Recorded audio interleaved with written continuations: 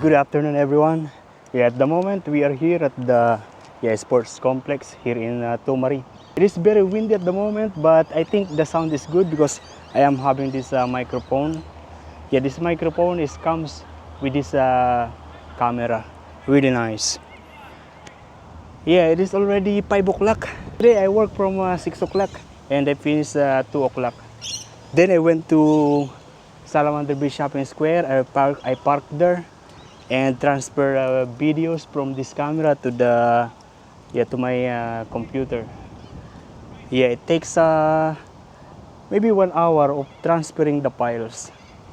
Very slow. And so I stay in there, and now it's 5 o'clock.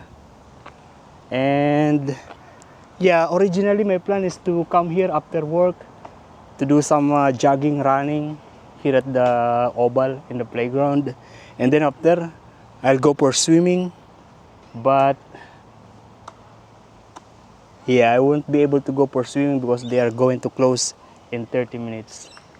And they actually have this water, this sparkling water, and every time that I am opening this, it splashes everywhere. So I need to be really fast so that it won't go everywhere. Look, I don't know how to avoid that. Always.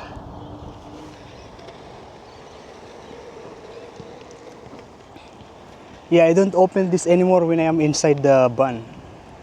Always usually I open the door and open this. It happens 2 times. The 2 times that I open inside and water everywhere. No good. I'm going to use this space. It's okay that there are other people here. I can do it. And this headphone is really good because it can I can hear the sound even over 10 meters. The latest beep test that I did, I was able to reach 6. Actually, and I don't know if I can do that again. I will try. I'll do my best.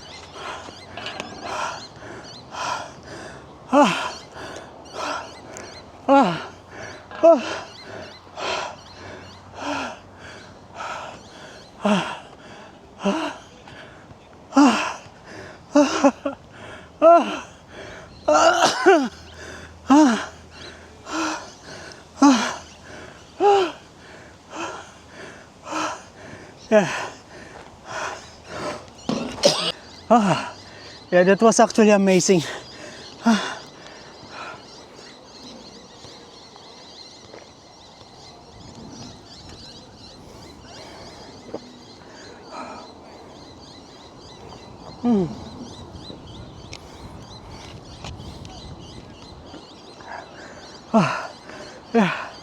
That was really amazing. I was able to break the record. The previous one that I did, I reached the beginning of level 6. Today I reached level 6, 1. Awesome. And today, I feel like I can go more. I feel like I can do more. Yeah.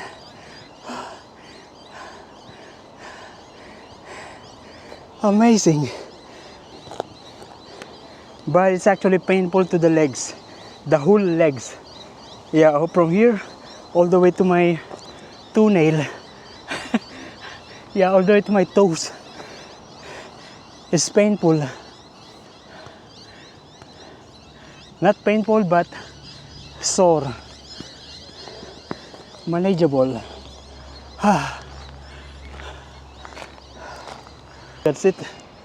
Yeah, I'm going to Newcastle actually.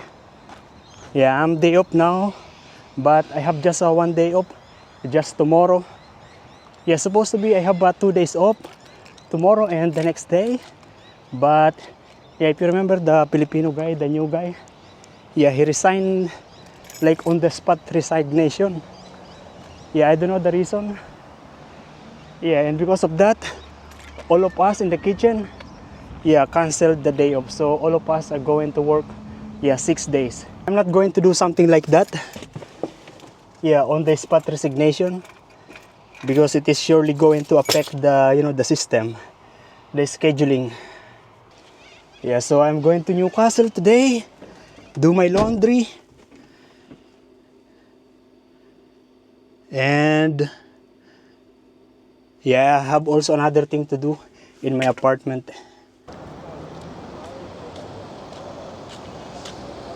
Yo, good day everyone. Yeah, at the moment we are here in Newcastle West. Yeah, there is a shopping center here. There is McDonald's over there.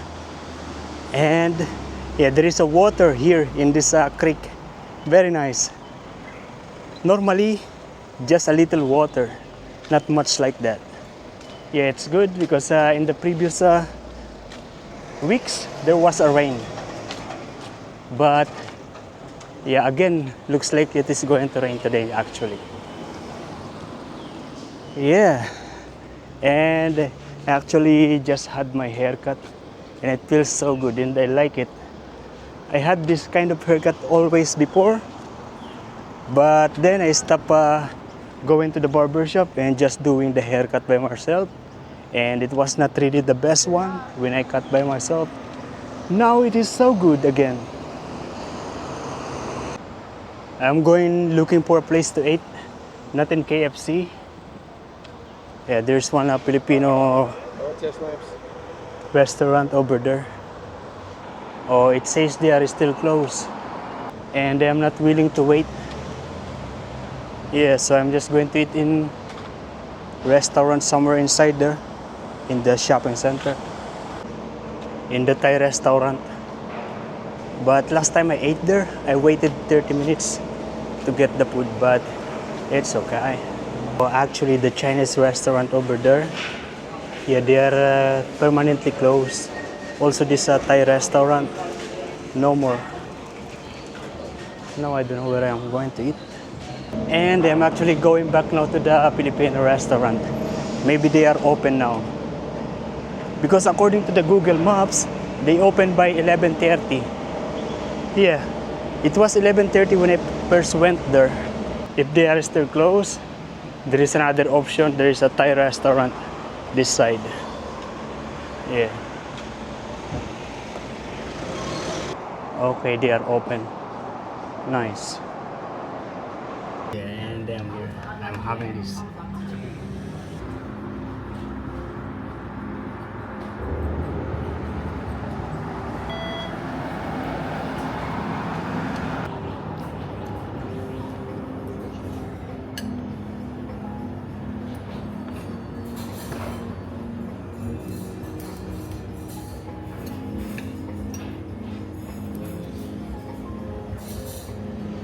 Okay, yeah, I'm happy with that meal. Yeah, it's a pork adobo with egg. Yeah, also some tomato, no, potato. Yeah, and they also add some bell pepper. Normally, no bell pepper. And it's a little sweet.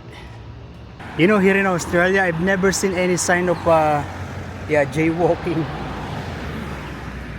Yeah, I remember when I was working before in Santa Mesa in the Philippines. Yeah, I was charged of jaywalking. Basically, there was a footbridge, but yeah, people are lazy to go to the footbridge, so they just cross the on the road. Yeah, and so I was one of them, and I was charged jaywalking. No good. I paid. I went to the Metro Manila Development Authority, and I paid the fine. I am back here in the car park. Yeah, this is my haircut. Yeah, I said to the barber, short and faded. Yeah, that barber shop actually opened at 6:30, very early.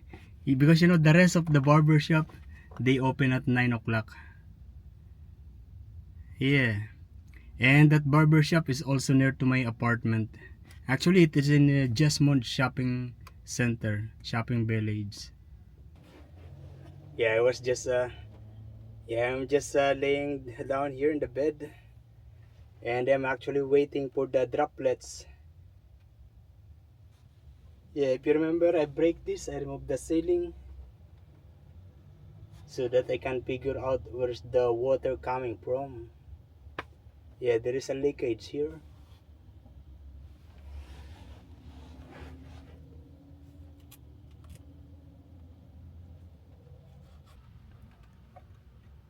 The water leakage is actually here.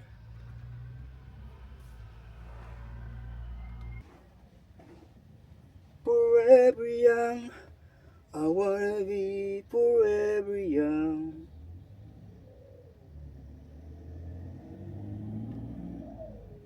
Yeah, it's cold. Oh, you know, today I received the refund coming from the booking company. Yeah, if you remember, I booked a car, but when I went to the car shop to collect the car, to pick up the car, yeah, they did not allow me because of my provisional license. Yeah, and so I was very disappointed because I already paid the 320 something dollar, yeah, over $300 to book for 7 days of the car. I actually read the terms and condition before paying. Yeah, and what it says there is that learner's permit is not valid to rent a car. And because I know that my provisional driver license is not a learner's permit, yeah, I continue. I proceed on renting the car. I paid. Yeah, but when I went to the car shop to pick up the car, yeah, they said they are not allowing provisional license to drive the car. I actually read the terms and condition of the actual rental car shop of the Avis and budget rental car. Yeah, it really says there that provisional license and learner's permit is not a valid license to rent a car. But the booking site only mention that learner's permit. Good thing I was able to rent a car in one of the local rental shop. When I was settled and started to send an email to the booking site asking for a refund. We actually have a lot of exchanging of email. Yes, basically they are keep on telling me that my learner's permit is not valid to rent a car. But I keep on telling them that my provisional license is not a learner's permit. Yeah. Yeah, maybe 10 conversation, 10 exchanges of email, maybe 15 more. Yeah. I even send them different proof that some of the rental company here in Australia are actually allowing provisional license to rent a car. Yeah. And then what I did, because they are not believing me, I decided to find because yeah, that booking site is actually based in Latvia, in Riga city. Yeah, and I look for consumer protection government agency in Latvia, and I found it. And yeah, I also send an email to them. So whenever I am sending an email to that booking site, I'm also sending in that email to that government agency in Latvia, consumer protection. Yeah, yeah, and then after like 3 emails with the CC of Latvia, yeah, this booking site, they give me back the money. And yeah, today, this morning, I check my credit card account. Yeah, and it's back on my account. Very nice. I actually even asked the credit card company to hold the transaction, but they said they cannot do that.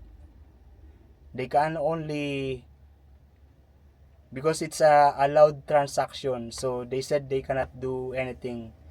They are not allowed to hold that transaction.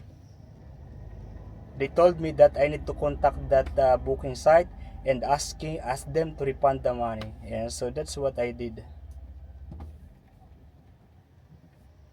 Yeah, I am winning. In a situation like that, as long as I have a proof, I will keep on sending them email, and yeah, until they give up and give me back my money. The same like what I did before, if you remember. Yeah, when I bought my solar panel at for WD Sopa King. Yeah, yeah. So basically, I asked the guy something, but when I get to my apartment, yeah, it's actually not the one that the salesman is explaining to me. Yeah, so I return it to the shop and give the solar panel to the manager. The manager actually said that no, we are not going to refund because I already opened it. That yeah, something like that. But because the manager took that solar panel, I actually leave it there. Because I was upset. I don't need this. I will leave it here. And so the manager put it on inside of his office. Yeah, that is his mistake. Yeah, and then the day after, I sent an email to the customer service of Sopa Center, and I also sent an email to the credit to my bank company, to my bank. Yeah, and I also sent an email to the New South Wales Consumer Protection. Yeah, and they asked me for a proof. And yeah, later on, they gave me back my money. They refund the money. Yeah, I am winning in a situation like that. Local and international. Yeah, Latvia booking site. That's international. I was very happy when I saw the money on my account. Yeah, 300 something dollars. It's a lot of money. Yeah, it costs 7 days of rent a car. Yeah. I believe some people they will just give up and yeah, lose their money, but I did not give up.